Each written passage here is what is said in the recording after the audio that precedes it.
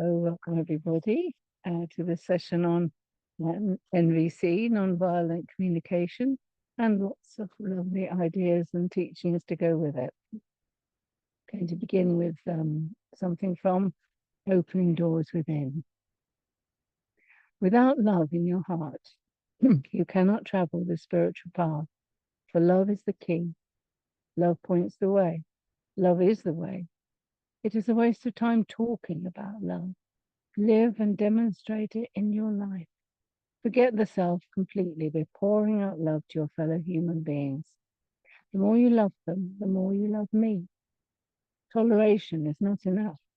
Genuine love is what is necessary. Love is never possessive.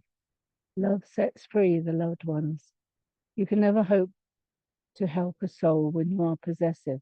So all souls must be completely free to find themselves and live their own lives, directed by me. When you are possessive of a soul, you hold up that soul's spiritual progress, and it is something you must never do. For it is a very heavy responsibility you take on if you do so. Freedom of the spirit is essential for each and every one. So some last thoughts to begin tonight. So on to the theme, which is NVC, nonviolent communication. I'll tell you a little bit about how it began and some of the basic principles, and we will get to working with the 4 steps that I mentioned when telling you about this, which I have found over the years and to be really enlightening, really helpful. And for many people I work with individually, we've worked through individual problems and conflicts and difficulties by simply working with these steps that I'm going to eventually be getting to. But I need to explain it all to you first before I'm just going to let these people in again. Very strange. Oh yes. There. Can I just let them in? It should be okay. Good. So this was started in, I think it was the 1980s, by a lovely man called Marshall Rosenberg. And he worked a lot with high level, governments, big company organizations. He did trainings all over the place. And he was a real pioneer, a real revolutionary thinker, I think, in this way, because he really got inside what communication is all about. He helped people to understand that, really any kind of judgment, complaint, criticism, or any attack on any other person, none of it could ever be valid. So it goes completely well with A Course in Miracles. And he taught people to gradually understand that everything that anybody ever does, underneath it, there's something very important to them. Nobody does anything, says anything, behaves in any way that doesn't have a deep level of importance to them. And what goes with that fundamentally is a need. And he began to establish that when we have conflict with others or disagreements, or we can't get on or resolve things between us, it's because needs are not being voiced and needs are not being met. So that's a really important foundation here, that there is all conflict, all disagreement is because both sides have unmet needs. They might not have got clear about what those needs are, but they are there. And the process is about helping people first to understand what their needs are, what it is that they're observing that's difficult for them, and to know that even though you've got 2 sides and the needs are different, there is always a way forward if you get inside the needs. So this is a very important basic understanding. Then we have our, the other person has their own needs, we have our own needs. And most conflicts then are about my needs don't go with your needs. And the likelihood is that in our kind of culture and working from the ego is that we think the other person is wrong. They think that we are wrong, and we get stuck. And there's no way forward through criticism, judgment, attack, or complaint, or none of that will ever take us to the place we want to be at, which is understanding, peace, love, connection, resolution of any conflict. So that was the sort of the basic place he started from, is that real understanding. And how often at the moment, if you have a disagreement with somebody, or you can't get to a place of agreement, how often do you say, this is what I need, underneath what I'm saying, this is my need? And the other person, do they say, underneath what I'm doing and saying, underneath how I'm behaving, this is what I need? The wonderful thing is, when you can get to that place, then, because all needs there's no need that anybody's got that somebody else hasn't had. There's a whole range of needs that I could have a look at in a minute, that we all have. So we have some more strongly than others because we're different, but the range of needs that human beings have is in common to all of us. So when somebody says, this is what I need, the other person recognizes that. They know it goes to a deeper place. Not what I want, what I think, what I ask for. It's, this is what I need. Oh? And then you say what you need.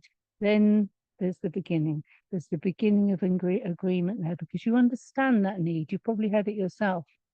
And I think I just quickly, highlight one or two of a few of the needs. I made a list of everything I could think of in terms of what we need.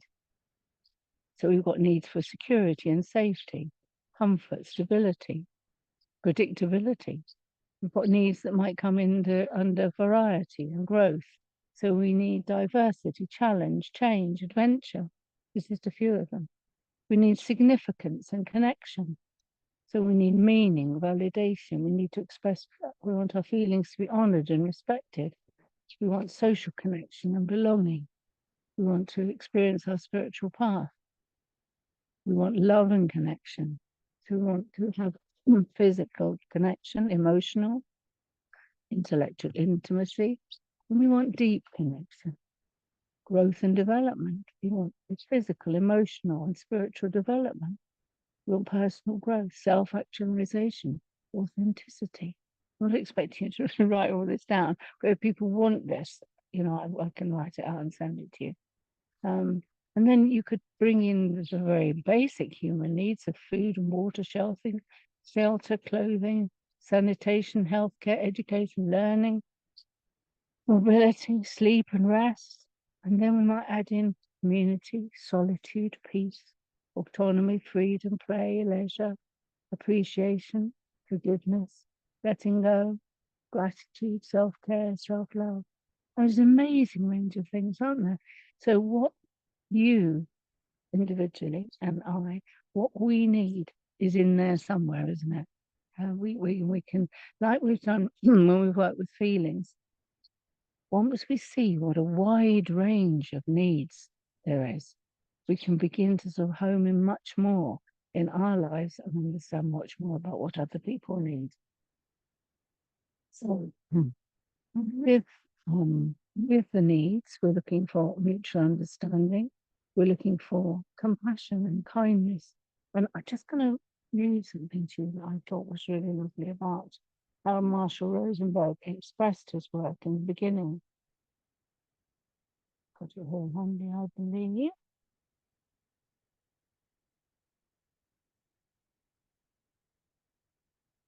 Yes, he said, non-violent communication is based on the principle of ahimsa, obviously from the East. The natural state of compassion when no violence is present in the heart. Non-violent communication is a way of being in the world that has the purpose to serve life.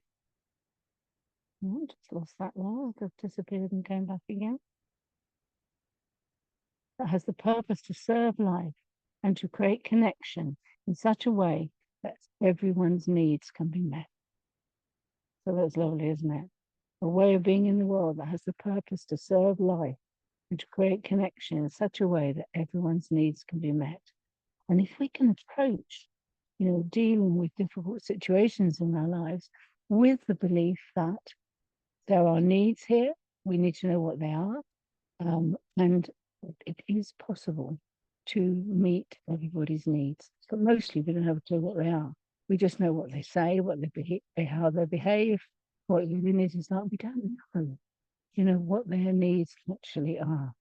We don't know what our own needs are, and we can get very quickly into judgment, can't we? Aggressive behaviour towards others, and then we're lost.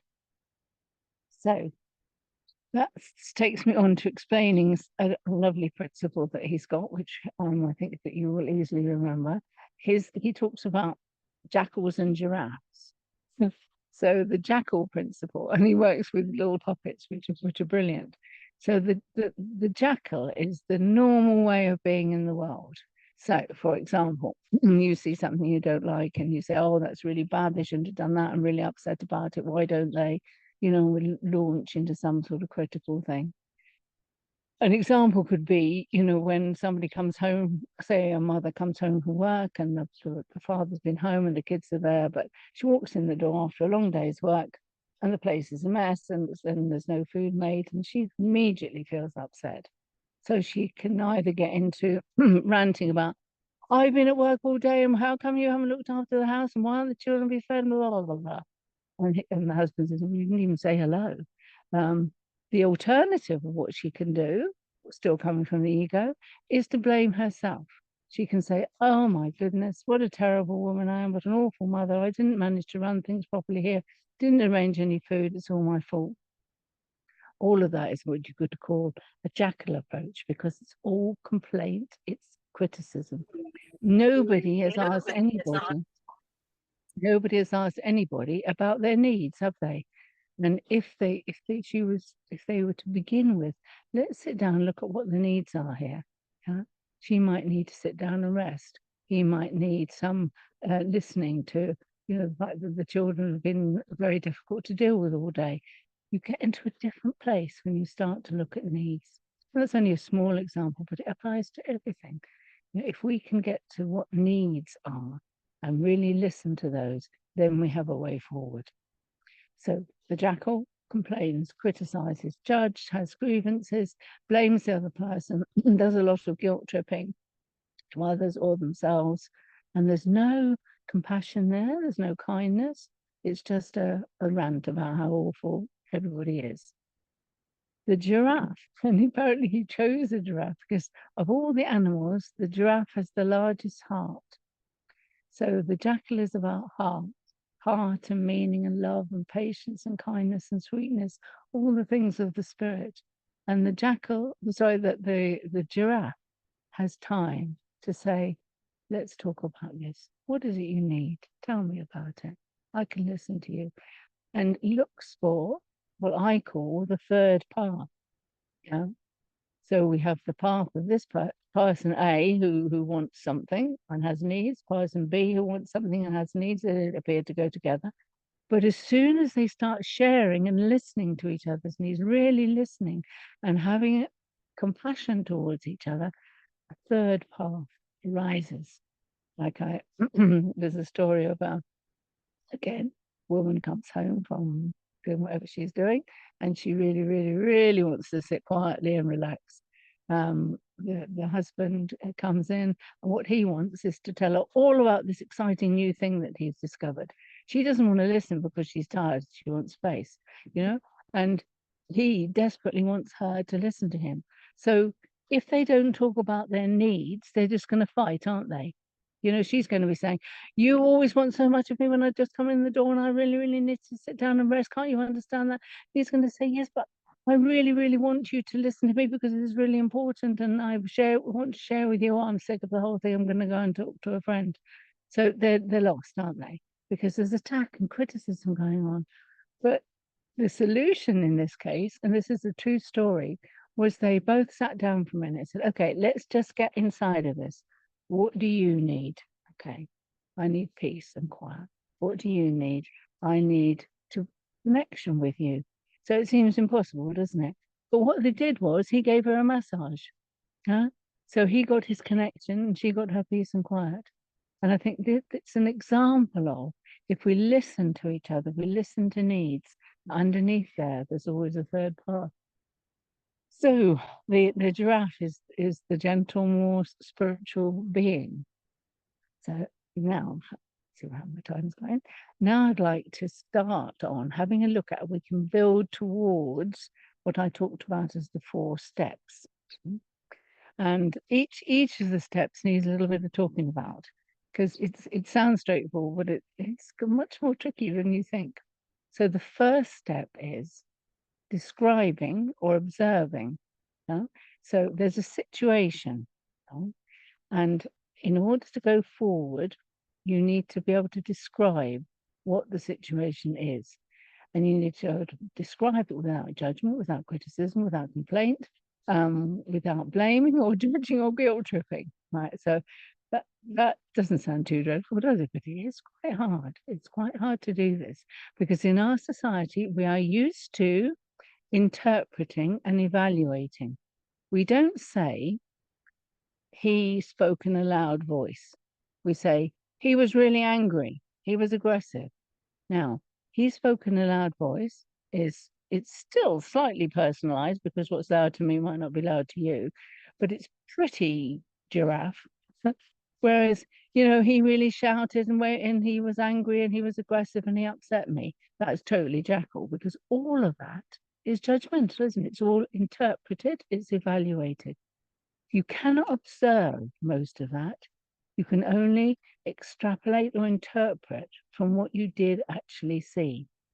So the journey here is to learn to be able to describe what you see without evaluating or judging it. So I'm going to tell you a story. This is a true story, and it's really helpful to illustrate this. So there's a school, and the principal of the school is not popular, and all the teachers are really upset with him. And they called in Marshall Rosenberg, so a long, long time ago. Can you help us to resolve this problem? So he said, well, what is the problem? And they started to talk to him about it. And they said, well, what I need you to do is I need you to tell me what you can observe, right? Only what you can observe, not evaluating or interpreting. What can you observe? So I'm just going to have a quick look in case I miss anything here because it's so good. The first person said, well, he's a big mouth. And he said, and Marshall said, no, you can't observe that. Unless I ask you about the size of his mouth, that is not an appropriate answer. That's a Jackal answer. So then he said, can anybody else help here? What the correct answer is. And then another person said, he talks too much. And Marshall said, no, that's a Jackal answer too. Too much for you, maybe not enough for somebody else. It's evaluative. It's not true. You might be able to say he speaks at 7 decibels, or I don't know how decibels go.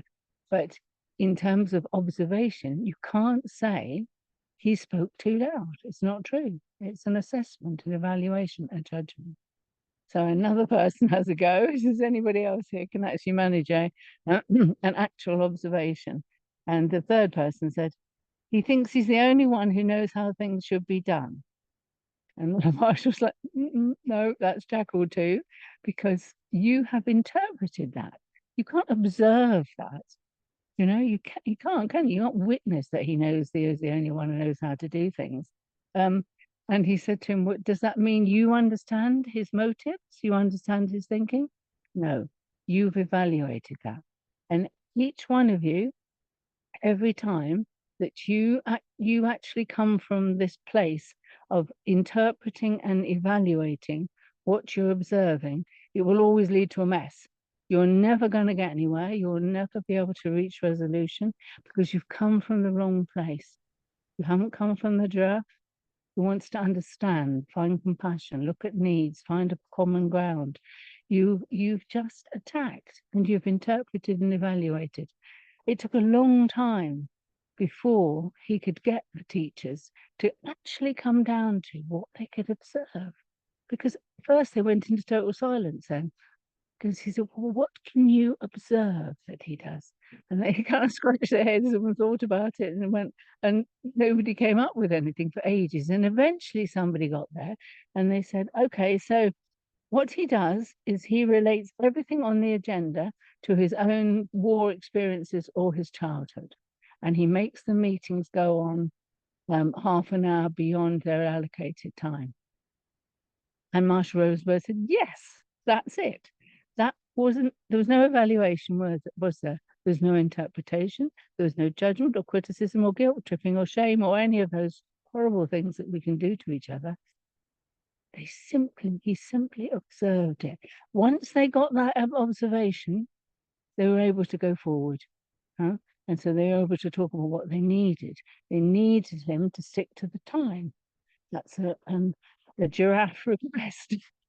It's not, there's no attack there either.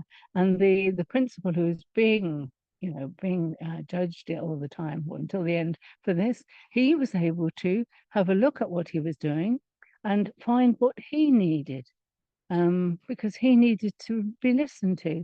He needed people to be more interested in what he had to say and his experiences. Doesn't mean to say if you say what you need, you're going to get it. But at least he was able to find what was at the heart here. They could find compassion for each other. You know, they had understanding. They found some common ground. So that's quite exciting, isn't it? And now I'm going to ask you to have a look at something in your lives, because obviously we've got to apply this to something, haven't we?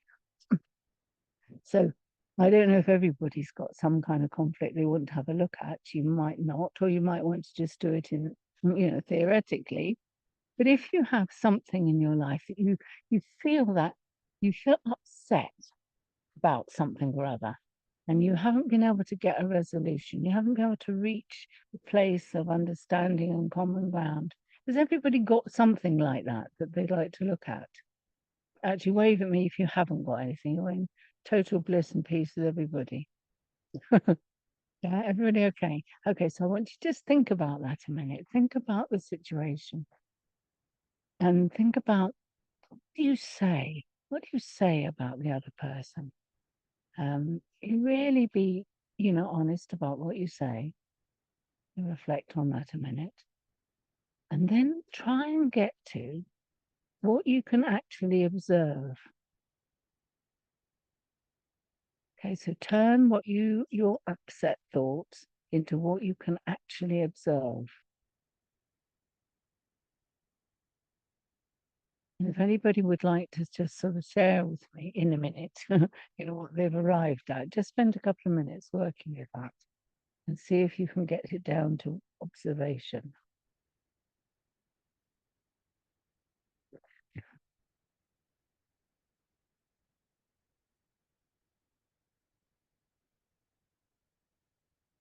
Anybody needs any help or got confused or unsure, just say if you need anything. I'm more croaky tonight.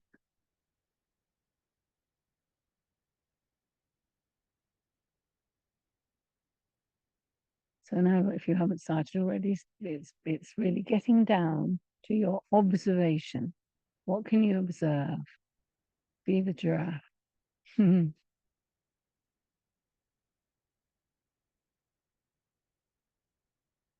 And I think stick with one thing. We probably can't deal with lots of things. Stick with one thing that you actually observe.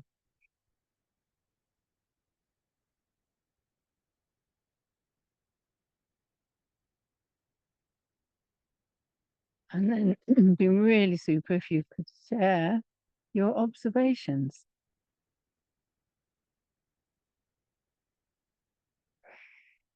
So that means you being brave and speaking up.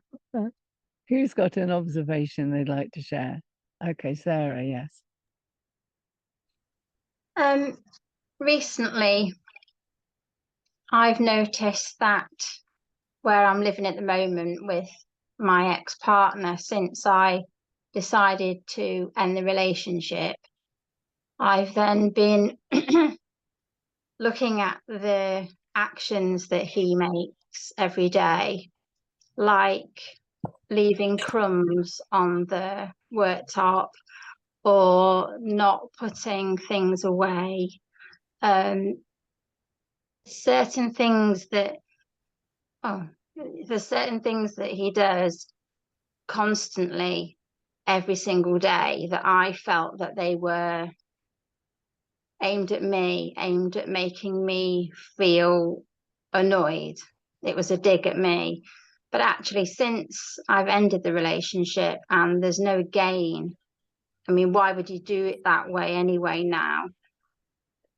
It's just that he does that and that's it. He just does that. That's just his action. And it's a fact. I've told myself, this is the fact, this is how he is, this is how he acts. It's nothing to do with me whatsoever. It's nothing to do with me being there or not being there. It's just the bare facts, the raw bones of his behavior. And now I don't feel upset about it, because if I want the crumbs tidied up, I tidy them up. If I don't, I leave them. so Yes. it's very freeing, and I wish I'd have done it a long time ago. But I think it's to do with, being attached to somebody, and investing your time and energy in the future with somebody. And then when you stop doing that, then you can just see things for how they are. So that's good. So you've arrived at an observation that hasn't got evaluation or interpretation. Could you just say in one sentence what you observe? I'd say just the facts of how it is. It's just how it is, and it doesn't need any. I don't need to dissect it. No, so what you come back to is more or less where you started, which is I observe that Tom leaves crumbs on the table.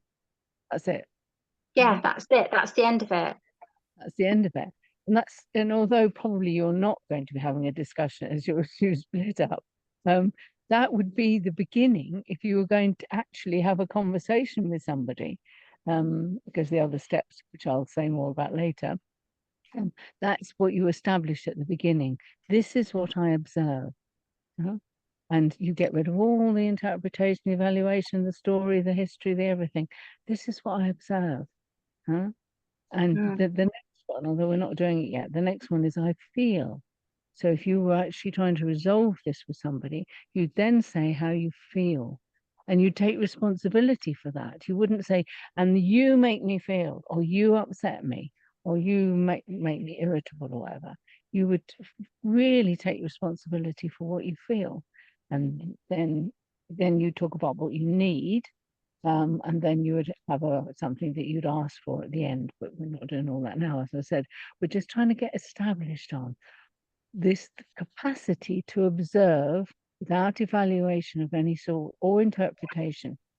And I've got a lovely little quote here from Krishnamurti. Does anybody know Krishnamurti? He was a wonderful, wonderful guru. He said, to observe without evaluating is the highest form of human intelligence. Isn't that wonderful? Yeah. So it's an art, it's a skill, and mostly we don't. Mostly, in particularly our culture, we grow up in a culture which thinks we should be out there condemning and criticizing and complaining.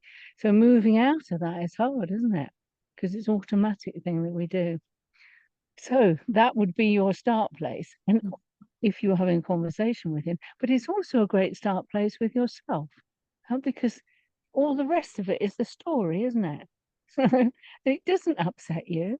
Nothing really upsets us. We have no reaction, and we can choose a different reaction. It's very empowering to pare things down to what we observe. I observe that Tom leaves crumbs on the surfaces. Stop. That's it. And then you can really get into, how do I feel about that? What do I want? What do I need? Am I really going to waste my time being upset about it? You've already done it, I think. But just for the general discussion, realizing the empowerment of that in itself, it is not right or wrong or good or bad. There's no duality. It just, as you said, it just is. That's But brilliant. it triggers something in me, which then I have to look at what that is. Yes. And Exactly. that's my business and that's my stuff. And That- it's probably always related to something that's happened in the past, which, I've got to think about. Yes. This is never anything really to do with the other person. This Mm. process takes it back into your domain, into your empowerment. Yeah. If Tom leaving crumbs on the counter is upsetting you, you are a victim. And that's horrible, isn't it? You don't need to be a victim. If you say, Tom leaves crumbs on the table and I get upset about it, well, you can choose something different, can't you? It might take a while to work through it, but it's so wonderful being back into our domain. So what am I going to do about this? It's not about asking the other person to do anything. You might at some point, but primarily it's saying the upset reaction, whatever it is mine. That's fabulous. Now, it's hard sometimes because human nature in the egoic sense, we want it to be somebody else's fault, don't we? Doesn't everybody think, oh, and I feel like sometimes it's just be somebody else's fault how I feel. No, it's not. How I feel is mine. And I need to own it, investigate it, work with it, get therapy if I need it, but it's mine. And that's fabulous because you're no longer a victim of anybody else's thoughts, behaviors, anything at all. You're totally in charge of your own life. Yes. Anyone else like to say what they observe? I'd like Yes. to try here. Yes. I've got a family member that I'm often in conflict with. I don't know if this is right, but thinking about it from what you're saying, I observe that this person has a need to be right. Okay. That actually Is that, that's a jackal. That's a jackal. yeah, You cannot observe that. You can only work that out for yourself, and you could be wrong. Probably, if you've been observing it for a while, it's quite likely you're right, but that isn't the point. The point is that that's your evaluation and interpretation. Then you have to get behind that. What do they actually do? this person refuses to listen to what anyone's view or opinion is, just refuses to listen. So this person's belief must be that they're right and everyone else is wrong. And that's still jackal. It's still jackal, yes. So we have to keep getting inside it. What would the giraffe response be? The giraffe would say, "What am I observing here?" Now, unless they say, "I refuse to listen," you can't observe that. You can only observe things that lead you to the conclusion that. Yeah. So you're interpreting, evaluating, and concluding, which is totally normal. But what I want everybody to see is when you do that, you block all possibility of agreement. You're stuck. Now, as soon as you get into jackal, you're lost. There will be no resolution there. The only resolution only comes when you can actually observe and start from there and take responsibility for your evaluation, interpretation, and judgment.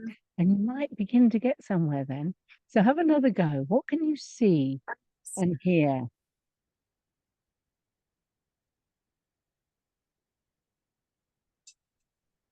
Is it fear, insecurity? It's still a judgment, isn't it? Yeah, it's still an interpretation. And this is what we do. This is not a judgment of you. But if you can pare this down, you can get through all that and you can get to what you can. So start with what you can see.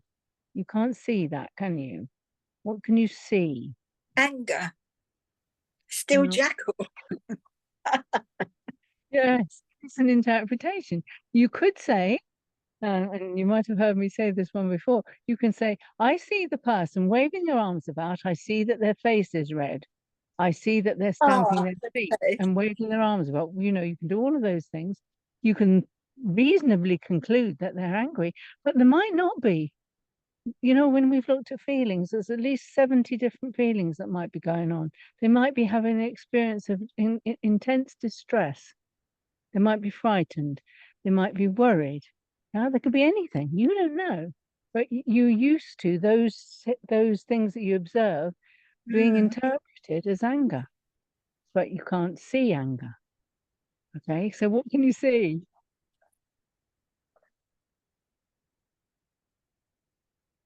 I see that I'm stuck. You interpret that you're stuck. Okay, so what did this person do that you can actually see? Right. I see frustration, which is still an interpretation, isn't it? Frustration. No. No. Let me just make some suggestions. Do you see any movement that's different from usual?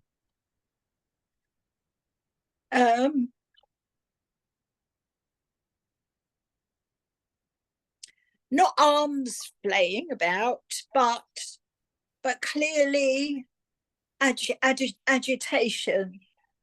It's Might still, be about to interpret again. Does his face get coloured at all? Let's try and get down to what you might be able to see. There's a reason you interpret this as anger. You must be seeing something, and you're leaping over what you're seeing. it's the, oh gosh, I just can't articulate it. Not without evaluating. No. Well, we might have to just pause there because I think I'm going to leave you with it because we're going to continue next week. But we're just beginning now. Because as I said to you, this is the most important first step. And we need to learn to observe, witness without any interpretation or judgment at all. If we can learn to do that, and especially if we can join together with somebody else who's learning how to do this, I mean, it's wonderful. You know, you can solve anything because you've got kindness, compassion, feelings, observation, total absence of judgment or interpretation, and you can go forward from there. So keep reflecting, think about it. Think about what can I see that tells me that he's angry? What can I hear that tells me that he's angry? Because it could be something like his voice goes up a few decibels. You know, something's observable. So I'll leave you with it for now. Yeah. Yes. Just work on it for next time. Okay, one more. What can you who would like to say what they observe? Yeah, Tessa. Well, I think I'm kind of a bit like Helen because I'm not sure I know what I observe. I just know what I think. But so we live in a very narrow lane, and there's only 4 houses in this lane. We all have quite long boundaries to our properties, and it's at the responsibility of each person to keep their boundaries as clear as possible. And we have one neighbour who decides not to do that because he says that the council should do it. He shouldn't have to do it. My problem with that is that, or my need that's not been met, is my car gets scratched. Well, not just everybody's car. The cars get scratched because it's a very narrow lane.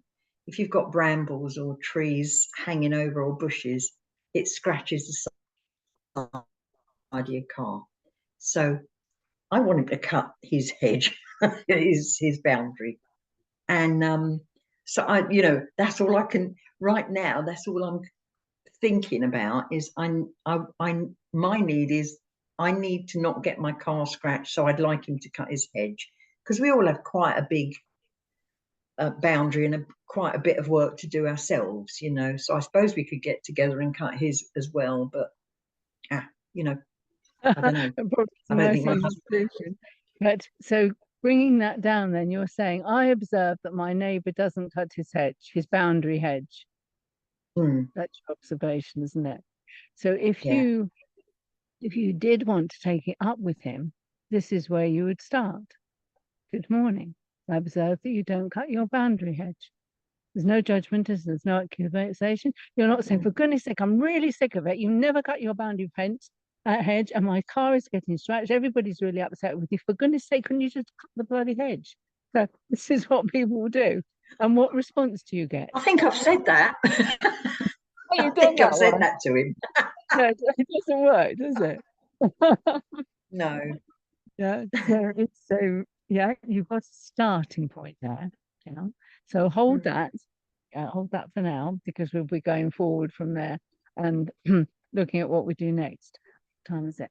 I'm not going to play some Mhm. music, although I love playing the music because this is so important that we get get really established with what we're doing here. Let's have one more observation. Jackal or giraffe?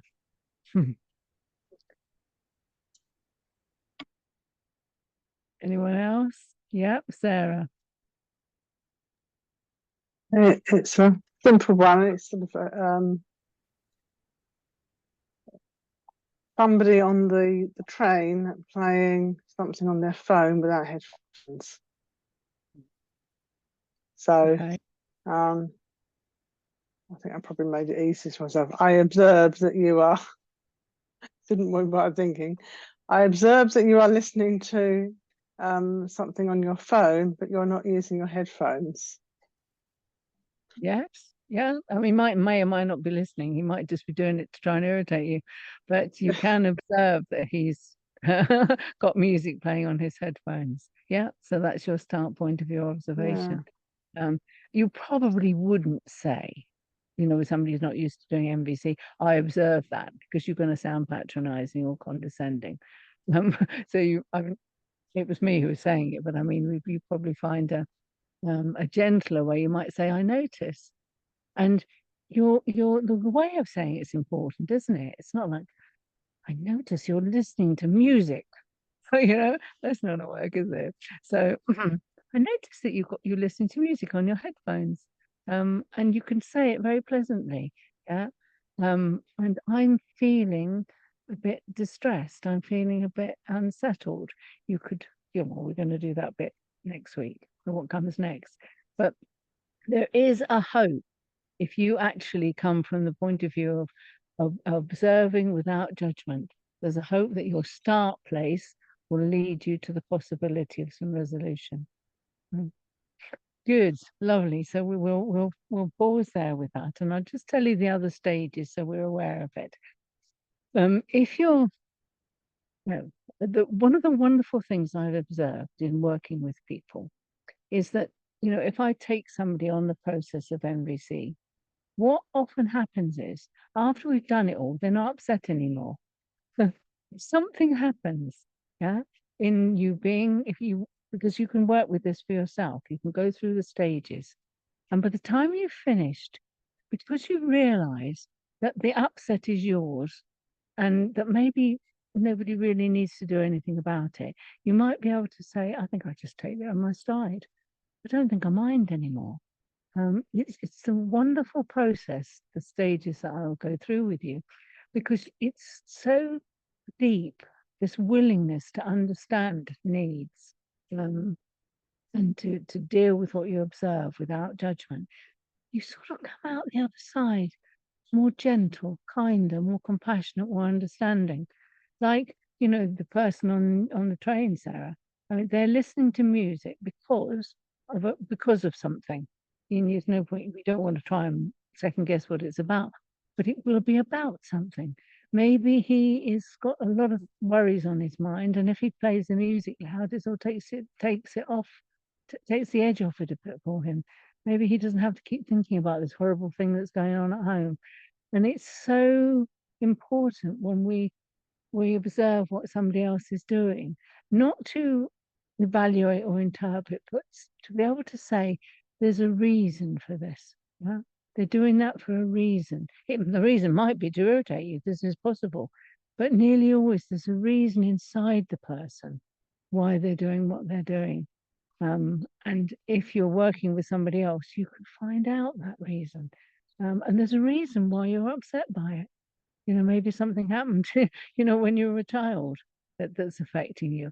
Or maybe for some reason in your family, the culture of your family is that nobody does things like that because it's considered to be rude and ignorant. Do you see what I mean? There's lots going on in the person, there's lots going on in us, and it isn't a straightforward thing that this is not all right. You have to broaden out and expand in the way we see things. So, yes, I said, I'm going to tell you the 4 stages. So once you've done what you observe and you've expressed that, you then come to I feel. Now this, they're all tricky because you think that's straightforward, wouldn't you? I feel. But have you noticed that most people, when they say I feel, they carry on saying what they think? So I feel that this shouldn't happen. I feel that this is wrong. I feel that, really this kind of behavior is not all right. Those are not feelings, they're thoughts, aren't they? Yeah. So what we're looking for is for to be able to get deep inside the true feeling. Yeah. And the feeling has to be not be something that's a sort of covert attack. And I made a note of the things I thought were covert attacks. If you say, I feel misunderstood, used, manipulated, judged, criticized, ignored, rejected, or betrayed, none of those are feelings. They're all interpretations. There is a feeling, but that isn't it. You've interpreted that. So if you say to somebody, I feel criticized, that's not going to work, is it? Yeah, because they will get into defense. And they said, I wasn't criticizing you, I was just trying to explain or give you some helpful feedback. But you already, it's edgy. Already it's going wrong. So again, you might want to make a list of those at some point. Maybe I'll write it out for you and send it you so you've got them handy.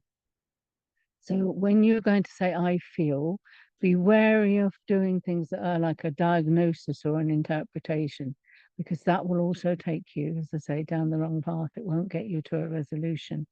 Feelings are things like sad, anxious, worried, concerned, fearful, bothered, upset in general, you can say, but that's not very specific, is it?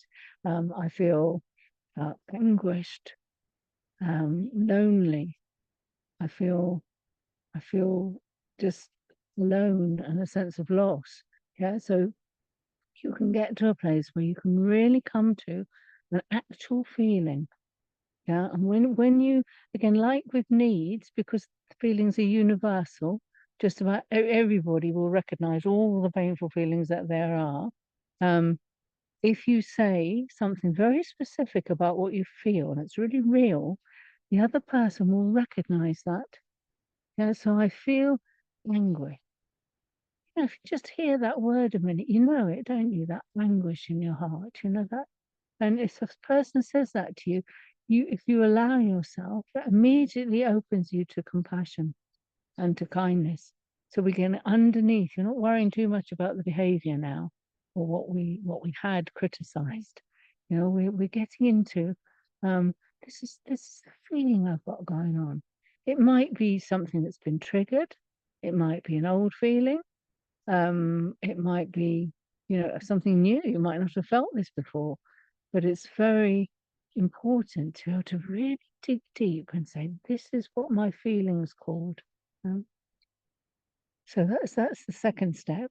The third step, and I say we'll work through this together in more detail next time.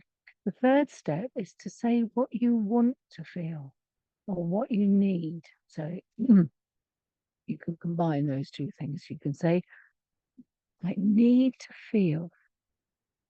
What do you need to feel? So you're busy feeling anguished, but you need to feel something else. What if you need to feel light-hearted? What if you need to feel safe? What if you need to feel loved? You need to feel peaceful, safe. Yeah. So again, it's work. You work with, what do I need to feel? Yeah? And then the last one, once you've got in touch with what you need to feel, the last one is what you ask for. And again, that's a tricky one because we can't really ask for people to fundamentally change so that we can feel happy. But we can actually ask for some kind of action or some kind of agreement between us. We can try to find a suggestion. Yeah, I would like to ask that. Could be something like that we go out for a meal together and we have a good old chat. I would like to ask that we talk to each other on the phone every week. I would like to ask for time to just talk to you without you saying anything. I'd like you to ask you to listen to me. I'd like for 10 minutes, and I'd like to sit and talk to you. Do you see that you've got all kinds of things that you might ask for that the other person can give to you? And yeah, there's nothing to say that they are definitely going to give it to you, but there is a good chance that they will. And this is not just fix these four, you can expand out of them. The other person might say, well, I don't know if I could do that, but I could probably do this. They might come back with another suggestion. But whatever happens there, the whole thing will have become kind, compassionate, understanding, gentle, no judgment. Everybody softens. Do you all see how that process can really shift everything? Give me a little nod if it's making sense so far. Yeah, good. That's lovely. So, with the situation that you've already looked at, let's just briefly go. If anybody, I haven't got much time, yes, anybody wants to share of what they feel. So we've had a look at the observation. How would you call what you feel in this circumstance? Think about that. What do you feel? So avoiding all those ones that are, kind of sneaky attacks, actually, because you're really saying you made me feel this. What do you feel when you're dealing with this particular conflict or disagreement? Anybody get at the feeling that they have? How would they name their feeling? Yeah, do you, Eileen? I would say weary. Weary. Yes, brilliant. That's very much yours, isn't it? Your personal experience. And immediately when you say that, I know I'm not in conflict with you, but if I were in some kind of conflict, it would open me up. You're not feeling aggressive, cross, I want to, cut your head off or anything. I'm feeling weary. And I can get there, can't I? I've felt weary at times. I understand. I feel compassionate. We've built connection just by that simple statement. Yeah, lovely. Thank you. Anyone else?